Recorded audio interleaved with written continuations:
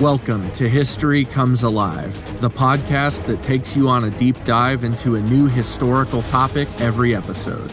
Join us as we explore the nuances of historical events you probably didn't learn about in school. Here's your host, Jeff Nichols.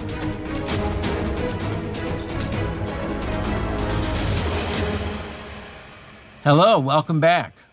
I'm very excited about this episode of the podcast. This is the last intro episode to the New England colonies. You remember, we're not trying to be comprehensive. We're really just trying to introduce the various people groups, the mindsets that came to the New England region. This is also going to be an overview of a very interesting but short-lived colony, New Haven. New Haven was a colony with big dreams, and they took big swings. They experienced big things, but they were doomed almost from the start. And by New Haven, we can understand the current city in western Connecticut, located along the northern shoreline of the Long Island Sound. But it also is an expanded geography that included several towns and settlements around the area and even across the Sound into Long Island. And we're going to look at who they were and why they came and how they organized and their many failures. Failures in business, failures in agriculture, failures in governance, failures in their local relations geographically, failures in understanding and navigating the national politics of England, and frankly, a failure to maintain their own independence ultimately. I especially enjoyed putting this episode together. There's going to be a lot in it. I almost divided this into 2 episodes, but I think the continuity is important. There will, however, be another future episode where New Haven will be a large part of that focus. We're also going to introduce another important man for the time with kind of another mini bio. This guy's bio will be cut short, but his influence in this failed colony is actually quite impressive. He's actually a guy I'd like to have met, to have had a conversation with, just to hear his views on the world that he lived in. But his bio is still a few minutes away. The colony of New Haven existed between 1638 and 1664. Like so much of the Puritan expansion, New Haven was in part a splinter group from Massachusetts Bay, Boston.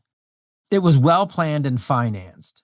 Unlike so many of the splinter groups, they were not trying to escape the rigors of Massachusetts Bay.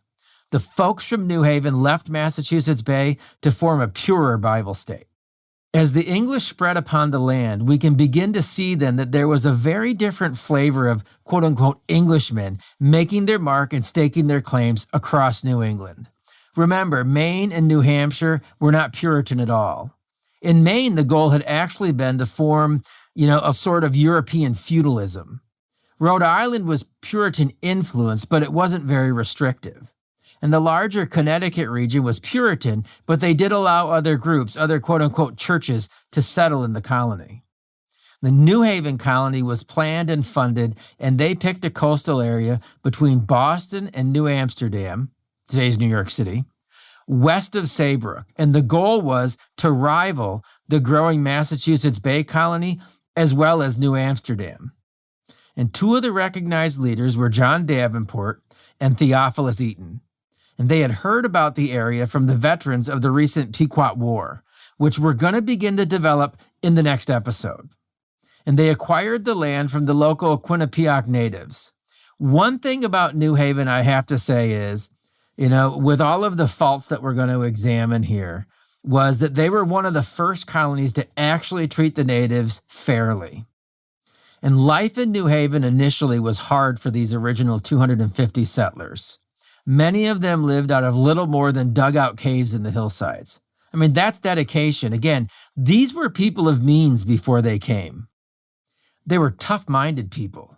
They were separatists in classic separatist fashion, but they were not pragmatists like so many of their Puritan brethren. Remember how quickly the Pilgrims had adapted when prudence demanded that they work with non-believers to make the whole of the endeavor a success. That's what leadership often does. It can be a very nasty business providing a successful atmosphere for those who are being served.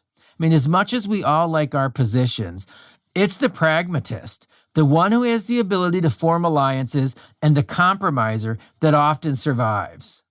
A lot of times, that's what makes democratic politics so dirty. For all that it had going for it, though, New Haven lacked the ability to pivot. And in the end, it may well have been their collective attitude and not their ambitions that did them in. They organized a strict theocracy. As one historian put it, they organized a literal Mosaic law. I mean, think about this. There was no trial by jury. This was not a democracy in any way. The only people who could vote were the ones that belonged to the right church, and they had to have a vested interest in the colony. Now, these societies that form this way, they can have a certain nostalgic charm to them, but they must have been hard back then, and even today, they're hard to live in. There's certain things that are obvious and plain, but so much of it's not. I mean, these organizations do not generally end well, even in our present age. In our homogenous society, there can be groups who look so coordinated, and they do serve a purpose, but maybe not for everybody, right? I mean, you have to learn to get along with the larger group. When I was younger, before my children came along, when my wife was pregnant actually with our first, I had a friend who was also expecting his first child. And we got to talking one day about education. His view was that only religious education would be acceptable for his kids. I mean, don't misunderstand me. I don't have a problem with parochial education. I don't have a problem with private school. But what struck me was his steadfast determination that that was the only way. Anything less would be a mistake. And as it turned out, he had a friend who was a principal at a private school who had really greatly influenced his opinion. And again, I don't have a problem with the opinion itself. So anyway, seeing that the conversation was very much about the proper religious instruction for Christian children, I asked him what his friend's doctrine was. I mean, what did this school actually believe? Again, my position was not for or against any form of education. It was more about the almost defiant nature that my friend approached the conversation.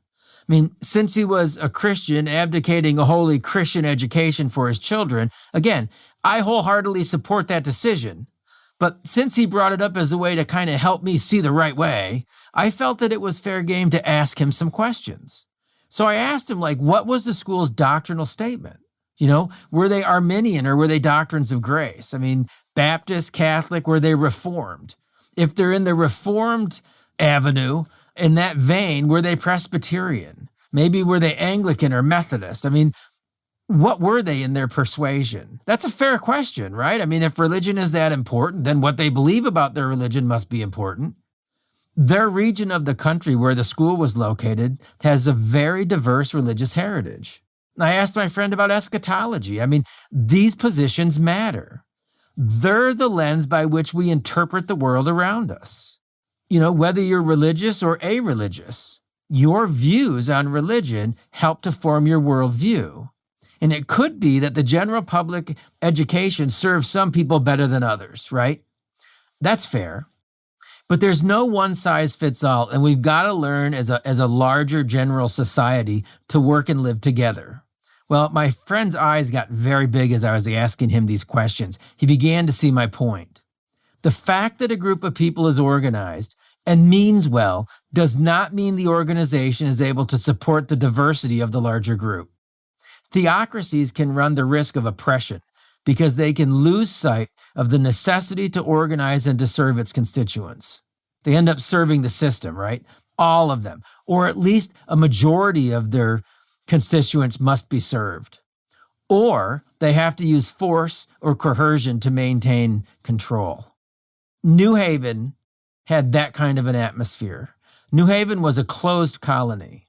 They did not allow Baptists or Quakers or the Dutch, who frankly would have had probably a lot of the same views in common religiously. They didn't allow them to enter the colony. And that made it hard to attract new people and probably a little difficult to get along with their neighbors.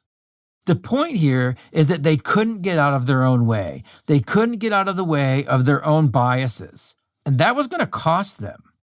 So enough of the soapbox, sorry. I hope the point that I was trying to make was made. New Haven was a strict theocracy.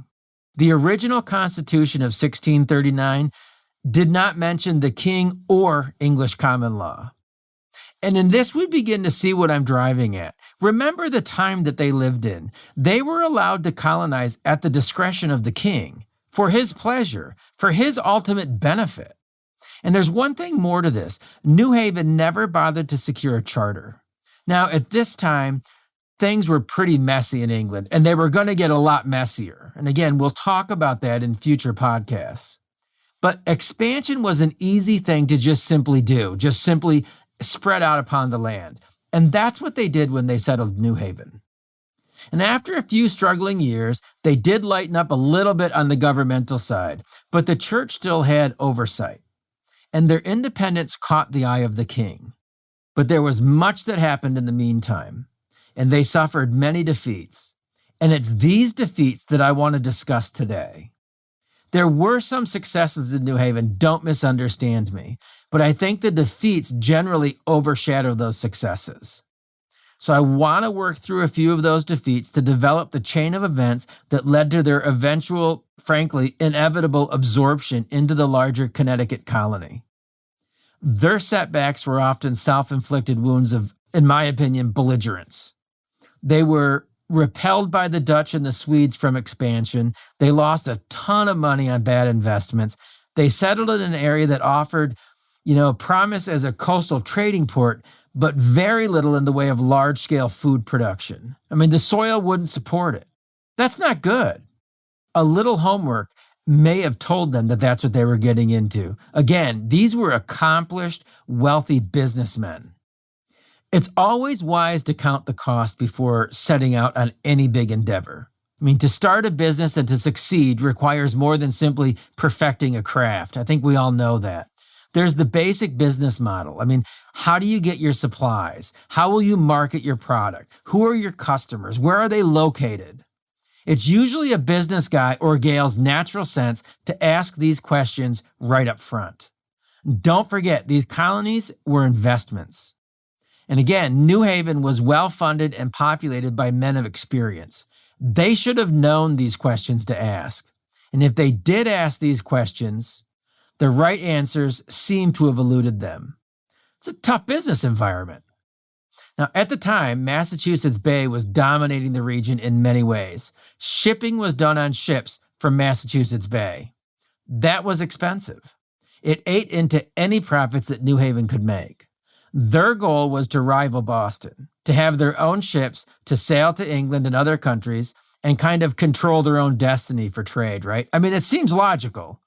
After you get over the fact that they must have known before they left for the middle of nowhere that they would be at someone else's mercy for shipping. So in 1645, they attempted to solve that problem. One of the original founders of the colony was a London businessman and sea captain named George Lamberton.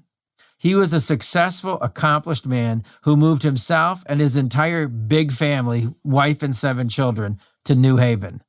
Think about that. Remember, some of the first settlers here were basically scraping little caves out of the hillsides. Here's a wealthy guy living in potentially the most powerful city in Europe, very accomplished, great reputation, and he moves to New Haven. That's a big move. I mean, sometimes I think we talk about those folks who have gone before us, or those people that we meet in our own lives who have made really big moves, really big sacrifices, taken large risks, and we don't seem to think about the enormity of their courage, of their bravery, of their desire for something better that drives them sometimes halfway around the world, while others spend their lives in economic or social dysfunction, too timid to go after a better life. George Lamberton had a good life in London.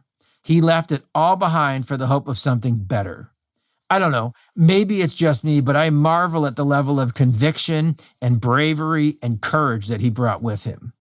Lamberton was ambitious, even in New Haven, and he was down for the cause. Outside the necessity of using shipping out of Massachusetts Bay, the other avenue for trade was local, coastal, regional trading, around New Haven. Lamberton was all in. He made a trip to the Delaware Bay and traded with the natives.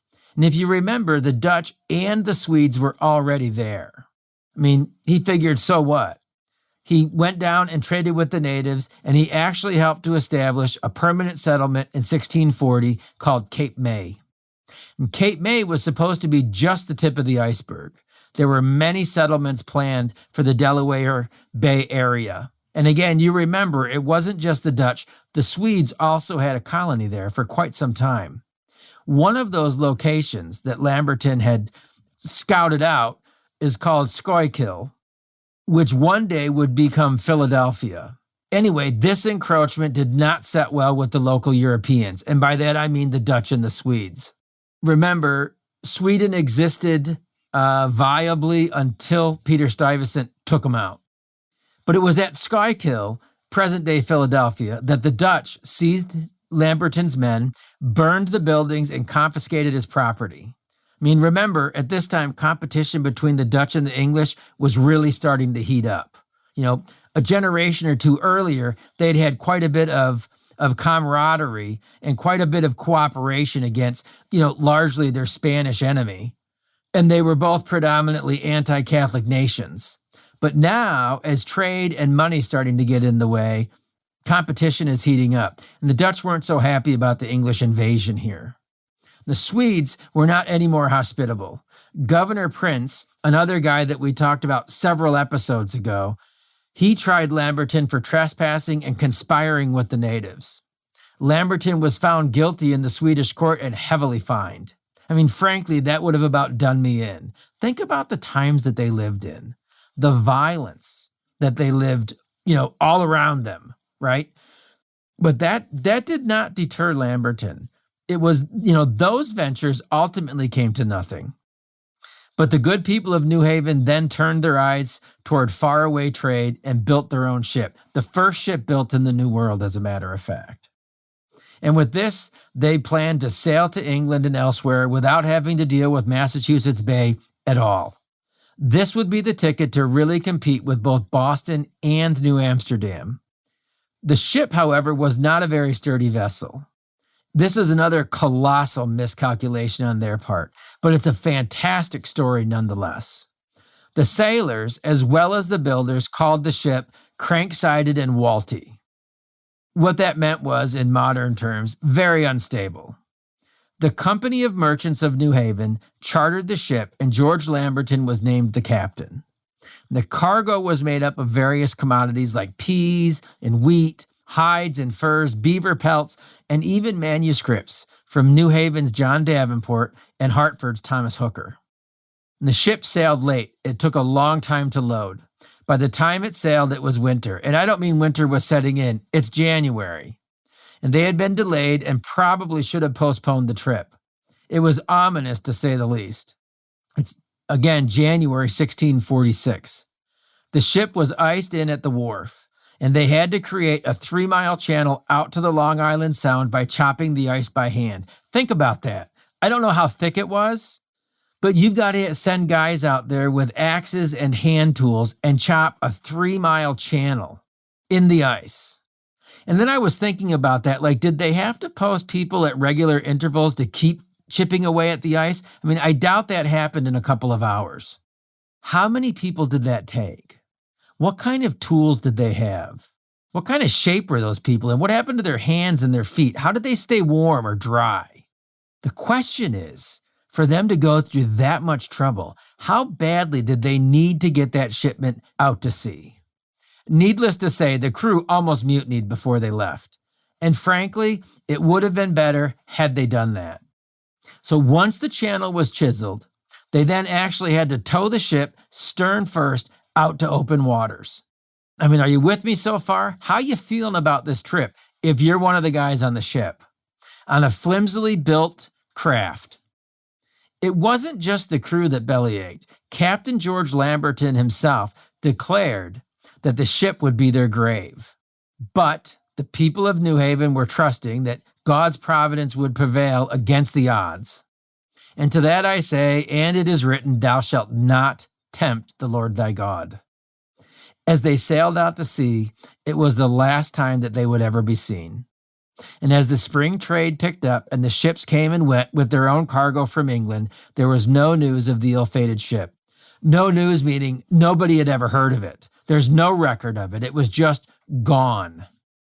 Imagine the agony of those left behind.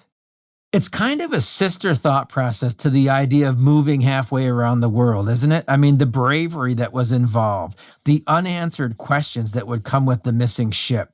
How long do you wait to move on in life? I mean, do you move on in life? How do you get over that?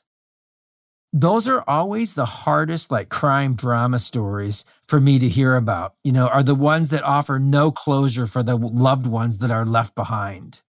Imagine how these people felt.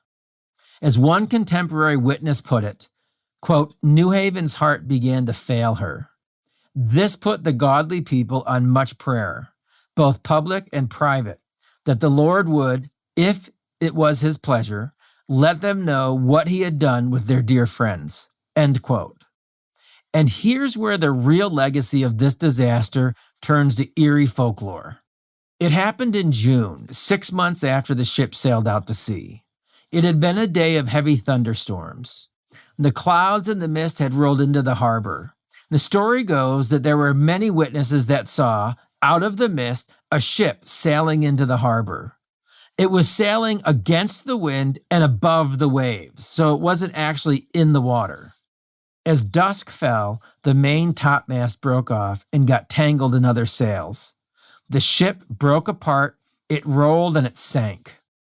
The witnesses said they saw a person on the bow with sword raised, pointing toward the open sea, presumably George Lamberton. The ship was so close to shore that the witnesses, and again there were many, swore that they could see the faces of their friends and the family that had been on the ship. Many witnesses claimed that they saw this. Remember, this is a very staunch Puritan community. Funny business like this was not generally tolerated. Oddly enough, as the storm lifted, no debris ever washed up on shore. The witnesses, believing this to be the mercy of divine providence, felt an easing in their minds and their concerns for their missing friends and loved ones. I don't know if this happened, but I can imagine with all the other obstacles and pitfalls that this small community had suffered, whether self-induced or not, that you're dealing with a hurting and a frustrated group. So many things had happened out of their control, so many defeats, so many disappointments. This episode did not go unnoticed then or afterward. Among the more noteworthy remembrances of this tragedy were Cotton Mather. Remember, he's a man that we talked about at some length a couple of episodes ago. Cotton Mather wrote this, and I'm going to read this quote. The title is New Haven UFO 1647. Reverend Cotton Mather, in his Magnolia Christi Americana, recorded what can be described today as a major UFO sighting. Mather received a letter from a pastor in New Haven, Connecticut, that described the, quote, apparition of a ship in the air, end quote. A large vessel was lost at sea in 1646, and 1 year later, witnesses observed this ship appear in the sky above New Haven. Some readers may consider this a Flying Dutchman or ghost story. The following letter summarizes this most grievous incident. And here I'll quote from this letter. It's from James Pierpont. Quote, in the year 1647, besides much other lading, a far more rich treasure of passengers, 5 or 6 of which were persons of chief note and worth in New Haven, put themselves on board a new ship, built at Rhode Island of about 150 tons. But so walty that the master, Lamberton, often said she would prove to be their grave. In the month of January, cutting their way through much ice, on which they were accompanied with the Reverend Mr. Davenport, besides many other friends, which many fears, as well as prayers and tears, they set sail. Mr. Davenport, in prayer, with an observable emphasis, used these words, quote, Lord, if it be thy pleasure to bury these our friends in the bottom of the sea, they are thine, save them, end quote. The spring following, no tidings of these friends arrived with the ships from England. New Haven's heart began to fail her. This put the godly people on much prayer, both public and private, that the Lord would, if it was his pleasure, let them hear what he had done with their dear friends, and prepare them with a suitable submission to his holy will. In June next ensuing, a great thunderstorm arose out of the northwest, after which, the hemisphere being serene, about an hour before sunset, a ship of like dimensions with the aforesaid, with her canvas and colors abroad, though the wind northerly, appeared in the air coming from our harbor's mouth, which lies southward from the town, seemingly with her sails filled under a fresh gale, holding her course north and continuing under observation, sailing against the wind for the space of half an hour. Many were drawn to behold this great work of God. Yea, the very children cried out, "There's a brave ship!" At length, crowding up as far as there is usually water sufficient for such a vessel, and so near of the spectators as that they imagined a man might hurl a stone on board her, her main top seemed to be blown off, but left hanging in the shrouds, then her mizzen top, then all of her masting seemed blown away by the board. Quickly, after the bulk brought into a careen, she overset, and so vanished into a smoky cloud, which in some time dissipated, leaving, as everyone else, a clear air. The admiring spectators could distinguish the several colors of each part, the principal rigging, in such proportions as caused not only the generality of persons to say, this was the mold of their ship, and thus was her target end, but Mr. Davenport also in public declared to this effect, that God had condescended for the quieting of their afflicted spirits. This extraordinary account of his sovereign disposal for those of whom so many fervent prayers made continually, thus I am, sir, your humble servant, James Piermont. End quote. It's quite a story. The reason for the repetitive approach that I took on this is that I wanted you to get a real taste for the storyline, because it makes the poem I'm about to read that much better. And I've got to say, I didn't find this article until after I had completed the podcast. So this is kind of a bonus. But I found the article from Cotton Mather when I was looking up Henry Wadsworth Longfellow's poem that I'm about to read. It's quite interesting. And again, I hope that the double narrative of this helps the poem become that much more clear. Because Henry Wadsworth Longfellow really did immortalize the Phantom Ship in his poem. The name of the poem is The Phantom Ship, Birds of Passage, 1858. In Mather's Magnalia Christi of the old colonial time may be found in prose the legend that is here set down in rhyme. A ship sailed from New Haven, and the keen and frosty airs that filled her sails at parting were heavy with good men's prayers. O Lord, if it be thy pleasure, thus prayed the old divine, to bury our friends in the ocean, take them, for they are thine. But Master Lamberton muttered, and under his breath said he, the ship is so crank and walty, I fear our grave shall be. And the ships that came from England, when the winter months were gone, brought no tidings of this vessel, nor of Master Lamberton. This put the people to praying, that the Lord would let them hear what in his greater wisdom he had done with friends so dear. And at last their prayers were answered. It was in the month of June, an hour before the sunset of a windy afternoon, when steadily steering landward, a ship was seen below, and they knew it was Lamberton Master, who sailed so long ago. On she came with a cloud of canvas, right against the wind that blew, until the eye could distinguish the faces of the crew.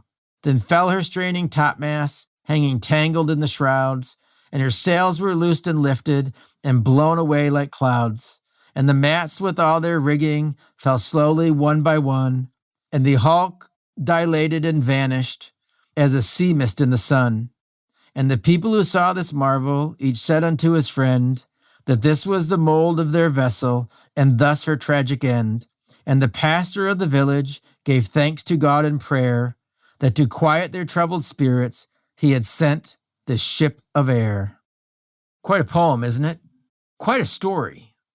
Whether it happened or not, it is a part of the folklore of New England and of New Haven. So much so that 200 years later, Henry Wadsworth Longfellow thought enough to write a poem about it. But it was these failures and hardships that did little to help New Haven. They were isolated theologically, isolated governmentally, isolated geographically, so much so that even Oliver Cromwell once remarked that they should migrate to Ireland or Spanish territory. Don't forget, they were also organized without a charter. So they were technically illegal, illegitimate. They were like squatters. I mean, a lot of the other colonies were, but they were also not very hospitable to the crown. They had not done themselves any favors when it came to the Stuart throne. When Charles I was overthrown and subsequently killed, it was New Haven that offered extended refuge for the last 3 known judges that signed the death warrant of the king in 1649. Colonel Edward Whalley, Colonel William Gough, and Judge John Dixwell were all in New Haven for a long time. And it did not bode well for them in 1660 when Charles II reestablished his father's throne and did away with the Commonwealth. Cromwell was gone and the Stuarts were back. Now remember, colonization was meant to enrich the crown. It was meant to enrich the merchants that invested.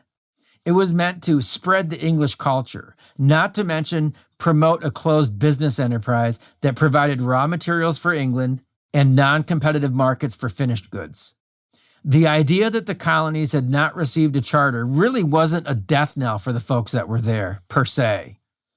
But it might help your cause if you had exercised a little discretion and diplomacy with certain powers that be in England.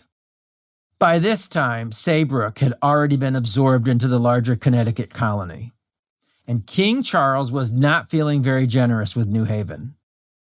New Haven, remember, had also been actively competing with Massachusetts Bay and Connecticut, let alone the Dutch. So I'm sure nobody was too upset at their dilemma right now. So in 1662, Connecticut received a royal charter, and that was due in large part to the administrative talents of John Winthrop Jr. Remember, again, another guy we've done this little mini bio of in previous episodes. New Haven at that point was added to the Connecticut charter. They didn't go quietly. It took about 2 years for full absorption into Connecticut. Oddly, they weren't quite done yet, however. The forced absorption actually caused even more Puritan expansion upon the New England landscape. In 1666, 2 years after the full absorption took place, 4 years after they were chartered into Connecticut, Robert Treat left the former New Haven colony with some followers for New Jersey, eventually established a settlement called Newark or Newark, which ultimately came to be known as Newark, New Jersey. So as a review, the failed colony of New Haven, in my opinion, really did begin with big dreams and big swings, and they really did experience big things. But it was doomed. In part, and again, this is my opinion, right? This is the commentary part, the soapbox. They were doomed in part because of their attitudes and their dispositions. This was a difficult part of the world. The rigidness did not work for them. The other Puritan colonies were rigid, but they also showed some signs of being pragmatists as well. I mean, Massachusetts Bay maybe didn't, but they had population, money, political clout. They controlled the shipping. I mean, they actually had a reason, and the ability to overcome any rigidness that they had. Plymouth and Connecticut had varying democratic setups and were a lot more tolerant ultimately. So New Haven simply could not compete as the world turned. I mean, perhaps if they had been more welcoming or less obliging to the regicides, but we'll never know. And as a postscript, I want to offer just the briefest overview of Connecticut and its founding. The Connecticut Colony, or Connecticut River Colony, or just plain River Colony, is recognized as one of the original 13 American colonies. Of course, as we've seen and are going to see in later episodes, there were more colonies. Like other Puritan colonies, it was a separatist-inspired colony. The open land and the lack of oversight made separatism very easy. Connecticut wasn't empty, however. They didn't move to empty space. There were numerous native tribes, and the Dutch were also very competitive for a while. Connecticut was kind of the epicenter of some truly monumentous occasions. We want to set the stage moving forward for the next few episodes. So In 1633, a party of Dutch traders settled at present-day Hartford, north up the river from Saybrook. You remember, this was also an area that they had arrived in first, and that had already been taken over by the English. We did talk a little bit about the Dutch previously and their attempts to expand into New England. But 1633 was also the year that members from Plymouth Colony established a trading post at Windsor. And 3 years later, in 1636, Thomas Hooker and Governor John Haynes of the Massachusetts Bay Colony led 100 people to Hartford and claimed that area for themselves. And the problem that the Dutch had, like in other areas, was that the English were just far more numerous and far more permanent in their mindset than the Dutch. They were forced to abandon Connecticut. Now again, as Connecticut developed, it was less constrictive than New Haven, and so it more easily attracted settlers. They attracted important, capable men like John Winthrop Jr. and Major John Mason, who were very active in various roles in the initial critical years of the colony. Connecticut was originally settled as a colony for English nobility, so they had big plans. It enjoyed influence beyond the opening years. Thomas Hooker preached a sermon in 1638 on the principles of government influencing their government, the fundamental orders of Connecticut. That, in turn, would one day influence the Declaration of Independence. And with that, I believe the goal has been achieved. We have introduced enough of the flavor and the variety of Englishmen who populated New England to begin to develop the region itself, how it was settled and wrested from all others, how it was conquered by English colonials. And over the next several episodes, we'll look at the New England region in regards to wampum and the fur trade and the Pequot War and King Philip's War and various frontier events that helped to unite the New England colonies. And we may even spend some time talking about the English Civil War and the other wars and conflicts that so raptured the European landscape. The emotions of these events could not help but travel across the Atlantic with the various colonial factions that came. But all of those stories are for another day. I hope that this look at the colony of New Haven has once again really helped the history to come alive. Thanks for listening to History Comes Alive. We hope today's episode has given you valuable new information and inspired you to dive even deeper. Don't forget to check out Jeff's website, historywithjeff.com, and engage with Jeff across all your favorite social media platforms at History with Jeff. Join us next time as more history comes alive.